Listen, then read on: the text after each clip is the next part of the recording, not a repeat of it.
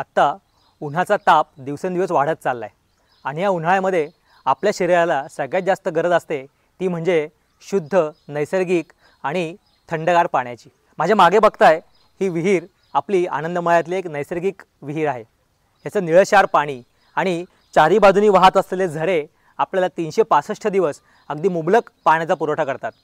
पलीकडे असलेल्या डोंगर रांगातनं हे पाणी येतं आणि आपल्या शेतातल्या 5 टप्प्यांमधनं हे पाणी वाहत शेवटच्या टप्प्यामध्ये या विहिरीमध्ये येतं।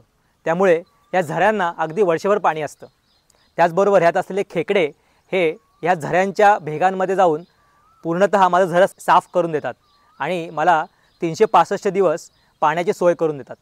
त्याचबरोबर ह्यात असलेले मासे आणि कासवं ह्या पाण्यातल्या शेवाळं आणि वरनं पडलेला पालापाचोळा आणि ऑर्गॅनिक मॅटर खाऊन मला पाणी शुद्ध करून द्यायचं काम करतात। ह्या विहिरीमध्ये आपण खाली 10 ते 12 वर्ष खाली कोणी उतरलेलं नाही आहे।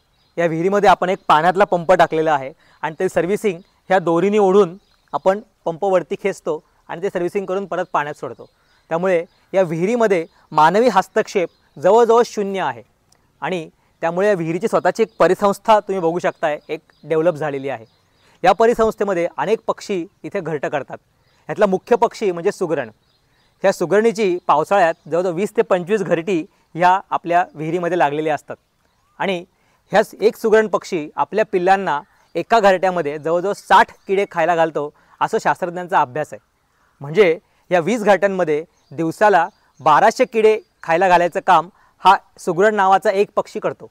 आणि हे किडे येतात कुठनं तर माझ्या शेतांमधनं। म्हणजे पावसाळ्यामध्ये माझ्या शेताचं कीड नियंत्रण करायचं काम हे सुगरण अतिशय छान प्रकारे करते। अशा प्रकारे इथे आपण मानवाचं आणि निसर्गाचं एक परिपूर्ण असं सहजीवन या विहिरीमार्फत इथे बघू शकतो। येताय ना मग आपल्या आनंदमळ्यात ही नैसर्गिक विहीर बघायला।